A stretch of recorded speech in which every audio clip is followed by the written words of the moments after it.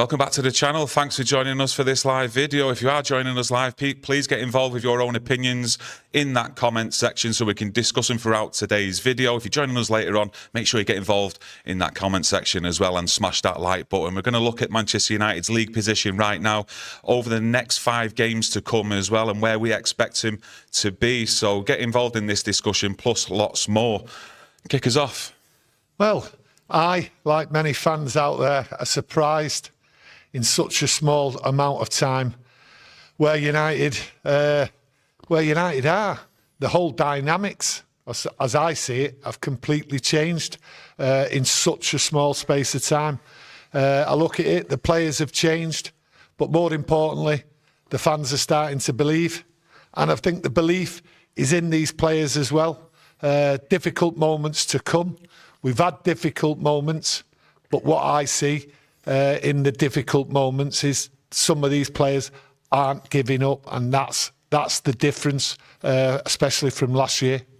So man for one man says he'll bring the glory days again, meaning Ruben Amorim, off that famous quote what he made at the back end of last season. And you know, you're looking at the next game with Manchester United. The next game always feels like the biggest game, but it is actually a big game against Everton, I believe. Well, I think every game for Manchester United at the moment is a big game, but I think it's even bigger for 2 people, and that's Ruben Amorim and Bruno Fernandes.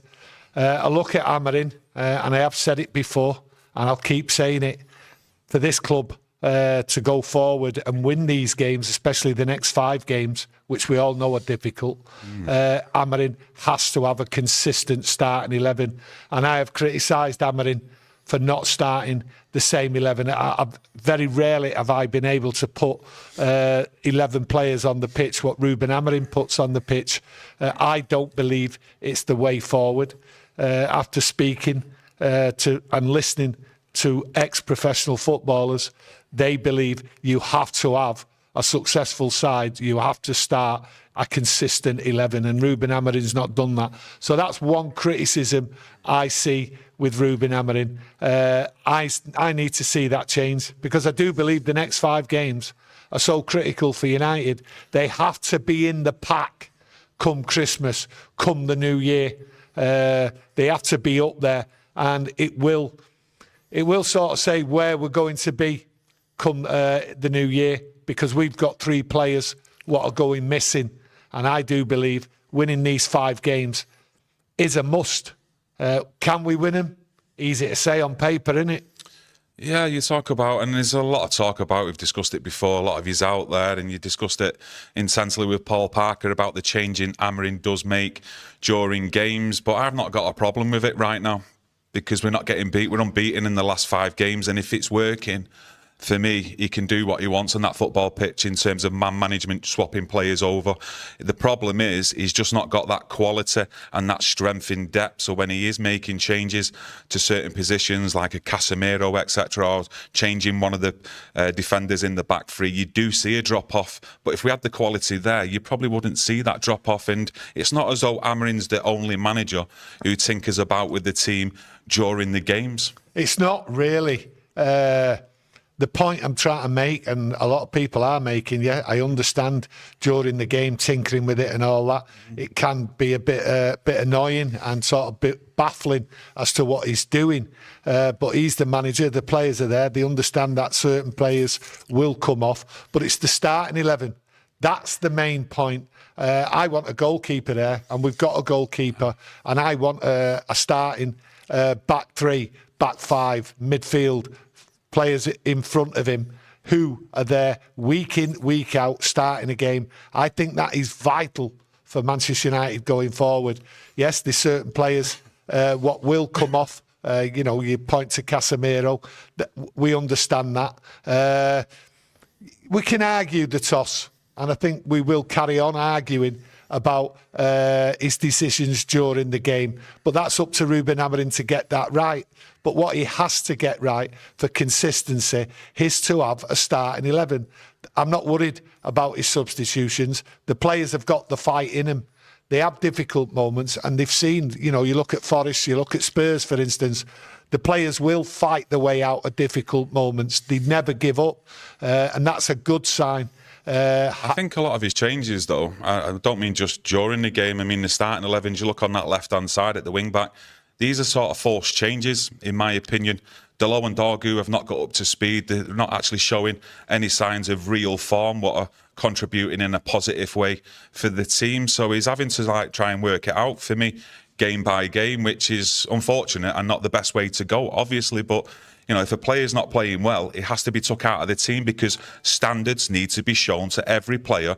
And if you don't show them, you won't be in the team the week after. Far, far too many players over the years here at United are threw in poor performances and they don't really care because they know they're going to be picked the week after. Whereas he needs to set examples here now, Amorim, for me. And I think he's going about it the right way.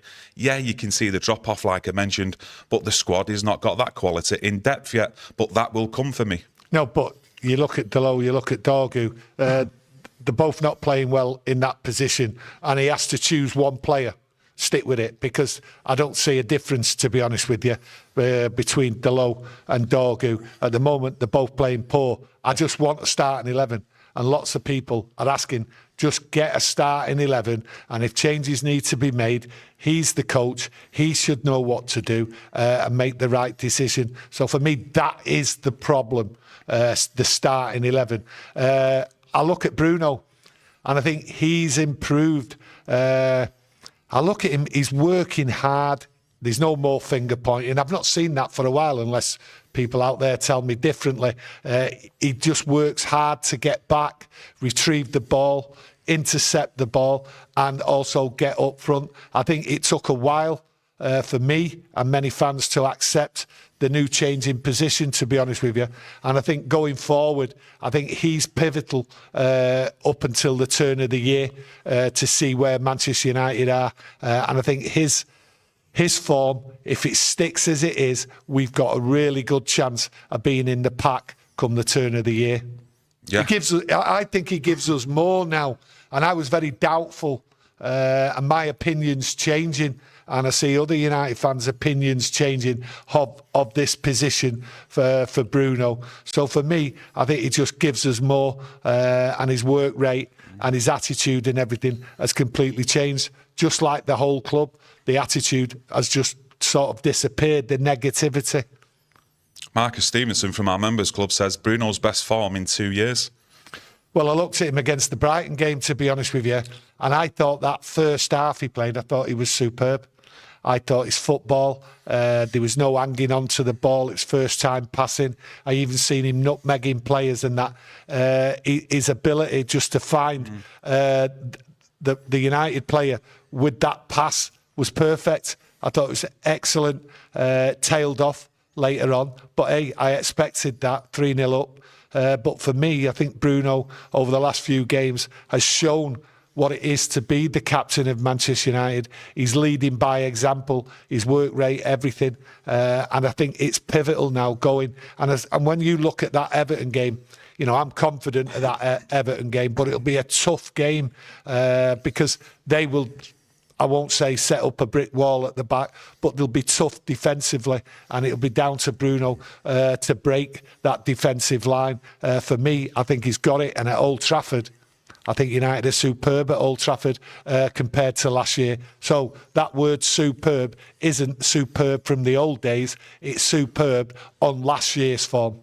Marcus Stevenson as well. I think it was a live stream that we done a couple of weeks ago or so. I think there was a little bit of a set-to between you and a few other people inside the live chat, which I thought that you was coming back at us with, which obviously I got wrong. So I'd just like to apologise to you right now, mate. I've not forgotten, and I'd just like to thank you for your continued support and everyone else out there. Gricker from our members club says, bring on the Toffees. Looking forward to being back at OT. It's been too long between home games. Gary Monaghan says, maybe I'm dreaming. The next 10 games are all realistically winnable. Only Villa out of them above us on the same points. Well, I wouldn't say that all winnable. Like I say, that famous saying, it's easy to win games on paper. I think the first 5 games could be winnable. But to be honest with you, I look at the 5th game. We've got Palace, we've got West Ham, we've got Wolves. Yes, by rights, we should win them. I wouldn't say win at Palace. That'll be a difficult game, but the opportunity is there. But it's the Bournemouth game for me. that fifth game. I think they're a very, very fluent football where they've got speed. I think they've got some great talent in that side. So it's going to be difficult. But the whole point of the next 5 games is get the points. And if we can get maximum points, that'd be fantastic, because then the problem comes up. So we're going to have difficult moments in them games. We know that. But we've got to get the points, because we're losing 3 players, Mbumo, Mazarawi, and Ahmad. So when we lose them players, the more points we pick up, the better going forward, because we have to be in the pack. We have to be in that top 4.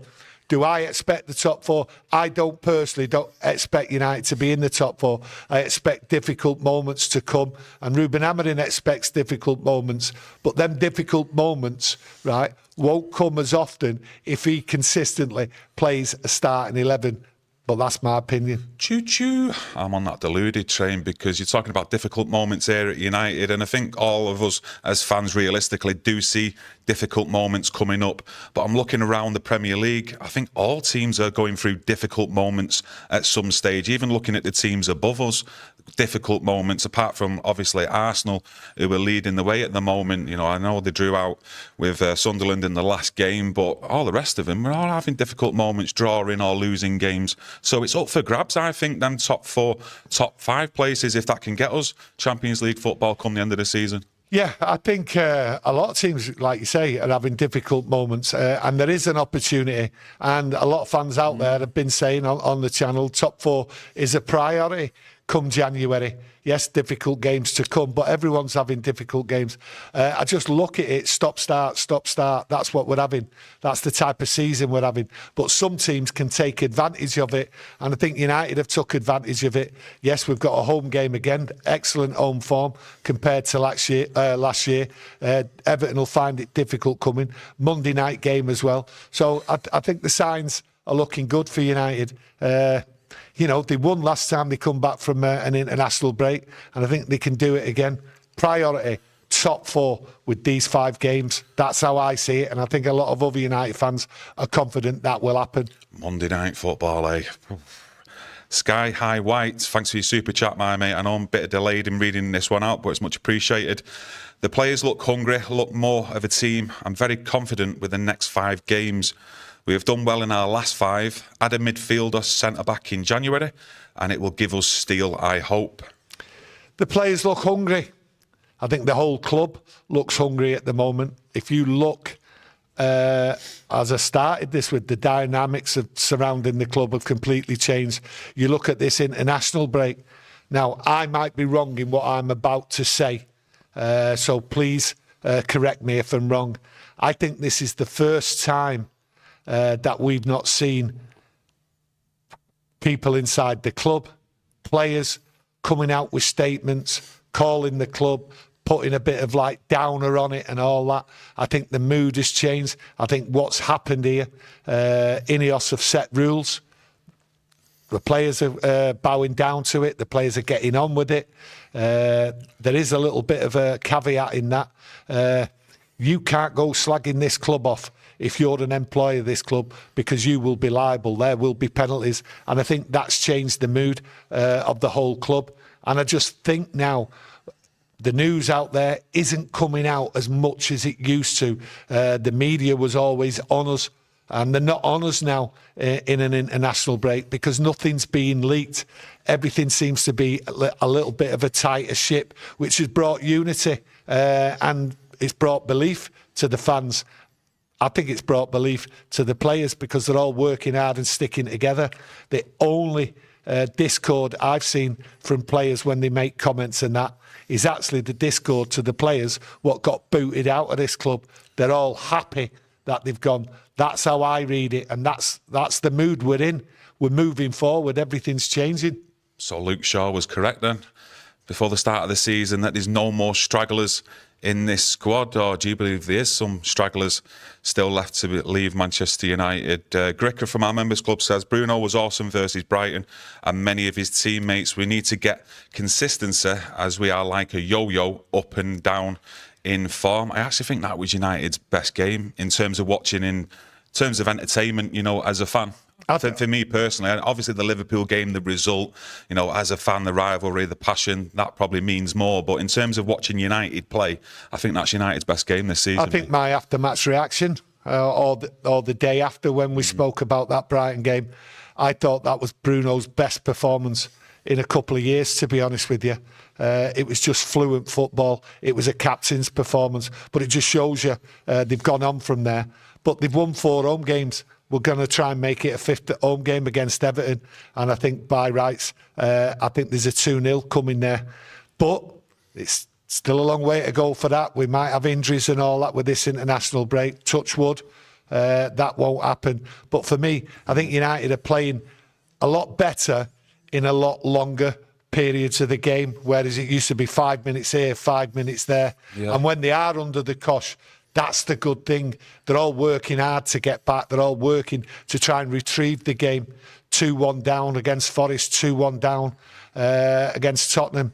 Last year, that would not have happened where we come back. And we've come back. And in part, that's down to Bruno. Yeah, and then, the last 5 games or so, it's looking like United are taking the lead in them games as well. But you're looking at the Forest, the Tottenham game, once leading, we end up then going down. But like you say, I think it's the fighting spirit that a lot of fans are seeing the positives out of, because you wouldn't have seen that last season or the season before, where they're all still going until the very end to get that goal back. Listen, instead of crumbling like we've seen them. Well, we're not crumbling. There's a fighting spirit, and that's something you always ask of your players, and that's been lacking for several years with different players. A lot of them have gone now. But I look at it, there's plenty of room for improvement, and in time it will come. This isn't perfect, but it's a work in progress, and Amorim has to sort it out, and he has to get the confidence going, and it is there. I see it's there, and we don't really want any hiccups here, especially when we play at home. Fighting spirit, and I think teams coming to Old Trafford now. I look at United and I think to myself, 4 wins on the trot at Old Trafford didn't happen last year. What are other clubs thinking? What are other players thinking? They're coming to Manchester United, Old Trafford, with a different mindset now. They're not coming thinking, it's Man United. They're too wide open, and we're not too wide open.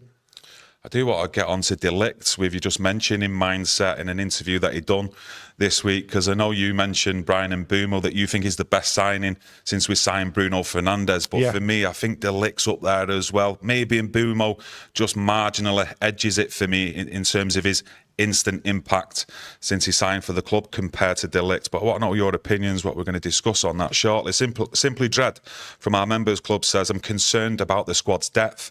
We're relying on individuals again. Is it your birthday as well, my mate, today? I'm sure I've seen something in the comments section yesterday. If it is, let me know in the chat. And yeah, people just going on about the actual positive starts that they've seen from some of the players in the team bond.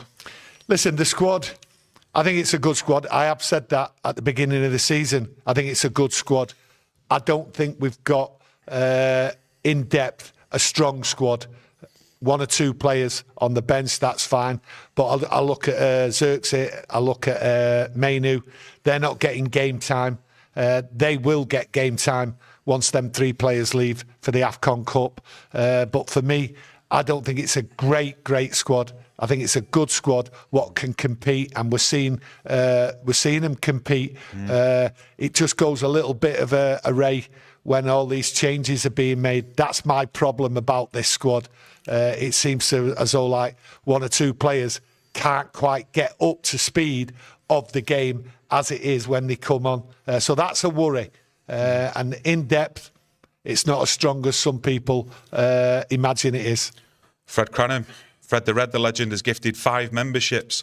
The 5 people who've been gifted their memberships, give a big thank you to Fred the legend. And yeah, I was going to say that I was going to talk about Matthijs de Ligt. And during an interview this week, he actually said that I've changed my mindset. Before, I didn't want to make mistakes. Now I want to do as many good things as possible. So to me, it's like a lot of the players that we've seen when we've talked about, they've not got the confidence, they don't look confident with the ball. So that's going back to a lot of the players basically not wanting to make mistakes before wanting to do the positive things and express themselves on the pitch.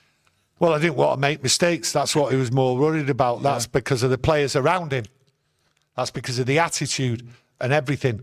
Do you think that's media pressure as well? No, that's not just this year. That's last year. Okay, he knew what was in that squad. He knew the mindset of some of these players who did not care. We all knew it. We all knew it as fans. We could see it on the pitch. People strolling about and all that. People not willing to work back and all that. People not willing to put the foot in, get the tackle in and all that. There wasn't 100% commitment by a lot of players. And as I said earlier on, some of them players have gone now. But he can see that. So when he can see players around him, right, fighting for the shirt, because that's what it's all about, then his mindset has changed, as if to say, there's like that doom and gloom of like, oh, he's playing, he's not going to really put it in. How many players were thinking that about certain players playing for Manchester United? But that's poor. But he knew how poor it was. He knew that in that squad there was a virus, and he doesn't see it anymore. And he's changed his mindset because the whole club mindset has changed. Simply Dread, it is your birthday. Give Simply Dread a happy birthday in the chat. Are you 21 again, my mate? I know me and you have had a couple of good chats when we've seen each other outside Old Trafford, and thanks for your support, and every single one of you is out there. But De Ligt, for me, we mentioned it a few months ago, maybe when he actually first joined Manchester United. I remember the conversation that we do believe he will be a future captain at Manchester United. Do you think he'd be the captain over someone like Martinez if he's still here in the next couple of years? No, he's a possible captain. We have mentioned it. He's a candidate. There's no two ways about it. But with De Ligt, when he came in, I always thought he was a good player. Once I seen him, I didn't know too much about him before he came in. And once I seen him settle in, a couple of games, I said, I think this is a really good player and that. But he got criticism from fans outside there, mainly from the Anyone But United, the ABUs, the haters. I think it was injury concerns as well with De Ligt that he did have actually at Juventus and then Bayern Munich. But the ones at Juventus, it did keep him out for quite a long periods of time there. But it was like operations with, I think, with his shoulder, etc. Not more where you see muscle injuries with the calves, hamstrings, etc. Yeah, but that's injuries from the past. I look at the player, what was here at Manchester United, what came in, and I used my eyes. I wasn't worried about injuries from the past. I knew he was a quality player. Would his injuries come back to haunt him? Well, he clearly didn't. And when I was watching him early doors, I looked at him as a quality player, but players around him just weren't putting it in, and he was being let down. But he didn't fail at any time. I always thought he had a good vision of the game, a good reader of the game. I've seen him there, marshalling the back line, and I think he is an excellent candidate to be a captain if that opportunity comes along. Fred the Red says, sorry guys, I'm in and out, busy boy, take care and keep the great community growing. It's all down to every single one of yous out there. Keep getting involved, supporting the channel and spreading the word, building a fantastic community here with some top opinions.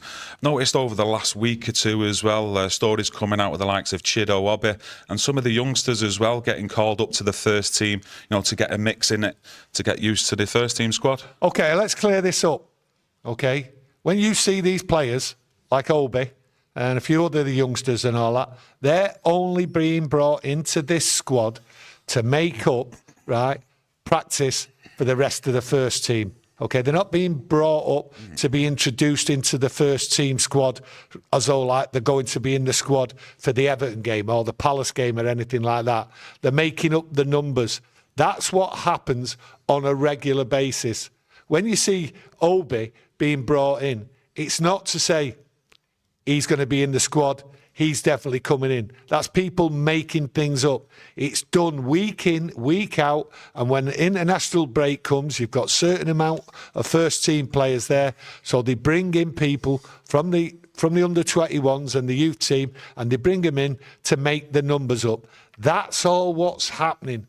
It's not a sign that they're progressing and that they're going to be suddenly put in the spotlight and play for Manchester United in the first team. No. It's just to make the numbers in training. Nothing more, nothing less. I think you sound harsh in what you're saying. I'm not being harsh. What it is. No, listen, I understand where you're coming from in terms of immediate impact being brought into the squad, let's say, against Everton. I totally get that and I agree with you. But I think players like Chido Webby, they're being brought into the first team when it's possible for their education. to actually get used to the standards and what they have to do to make this squad on a regular basis. Listen, I'm not saying that's not part, right, of these youngsters' education. What I'm saying, when you see a lot of these young players brought into the squad, especially into the international break, don't make 2 out of 2 makes 5. You're getting it wrong. No, I'm looking at here's one. There's other ways to look at it, but what I'm telling you, a group of youngsters are always brought in when the numbers are down in the first team squad. That's a fact, an absolute fact.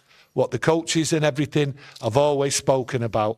It's to make the numbers up, but there is an education side to it as well. Yeah, and that's what I'm looking at. You know, from a positive side, you've only got to look to the recent game, Tottenham.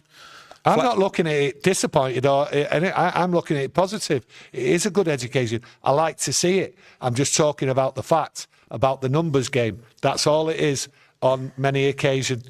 Yeah, and I also understand it from, like I say, the recent game. Fletcher was put on the bench because there was an injury to Manu. So these players like your Fletcher, your Chido, they should be brought into the first team squad in training on a regular basis, because if we do suffer injuries, he knows then whether they're ready to be going on the match day bench in the future in the Premier League or whether they can start.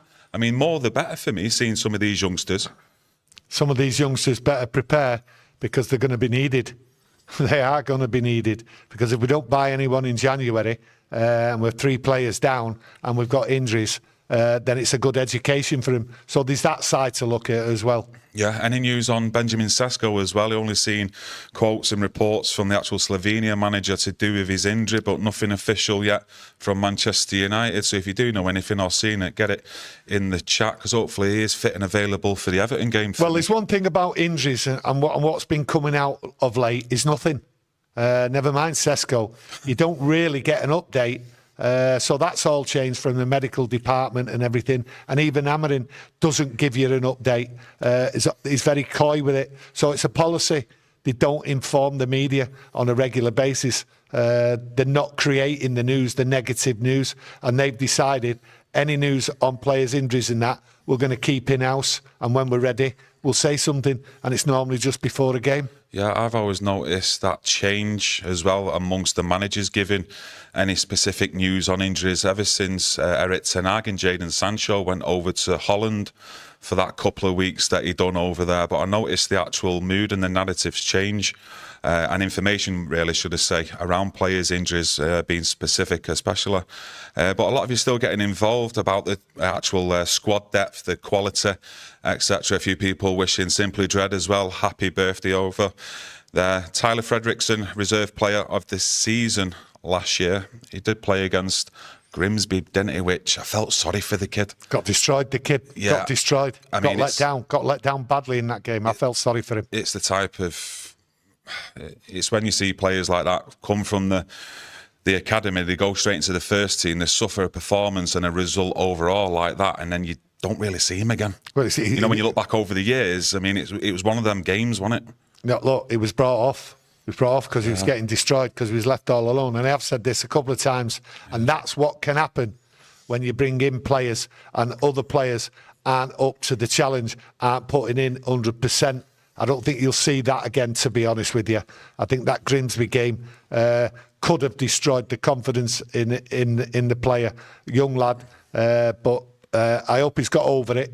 Very tough to play in that game and to be treated by first team players who couldn't really be bothered and let him down. That was sad to see.